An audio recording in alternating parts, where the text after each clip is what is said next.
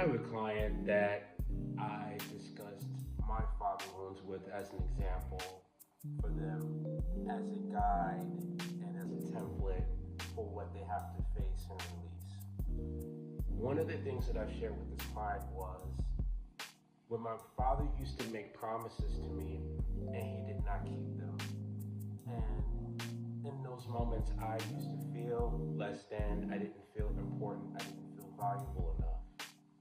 And how I internalized that for the majority of my life, and how I was pushed to be more self-reliant and independent and afraid to ask for help or to receive the help in case someone is going to negate their verbal agreement with me.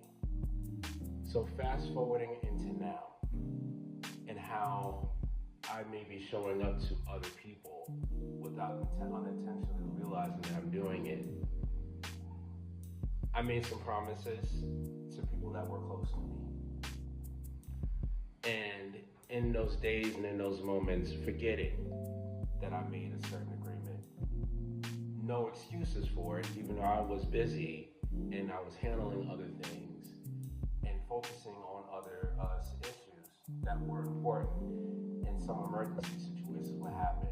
I will completely forget what I made an agreement, and I would just remember it the next day, and I'm like, oh shit. And I came into a perspective this rising because of the fact that I'm still in the process of healing through my father wounds. So even though there's a lot of bullet points that I have tackled on my own and faced on my own, I'm still at the point, even on my level, I'm still on the point of realizing my faults and things. So I have to come into a realization and self-acceptance within myself that I still have to work on that wound. Because now I'm unintentionally showing up to people in ways and not realizing how they may feel about that.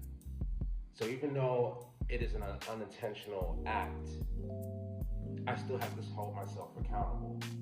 I still have to put myself in a space to where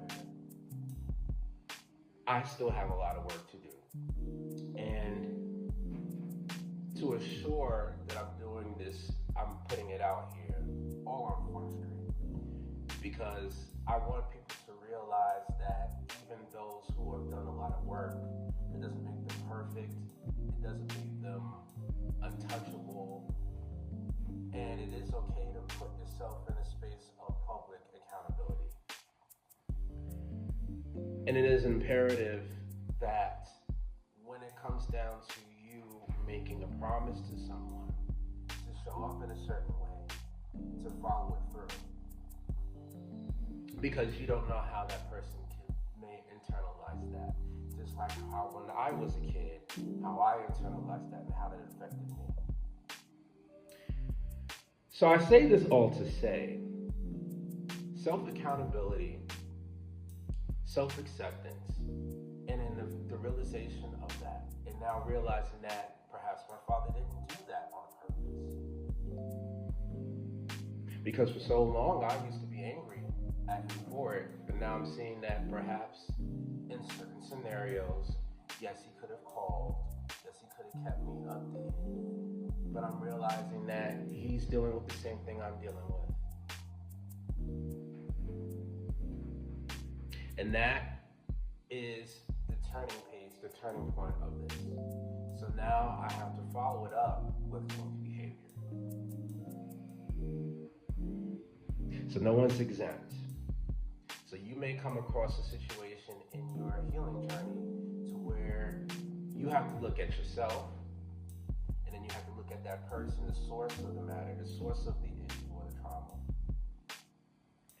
And then reframe some stuff and have a different perspective and a different way of looking at it. And then come into a realization that perhaps this person didn't do it on purpose. Perhaps this person wasn't even present or aware that they were doing it.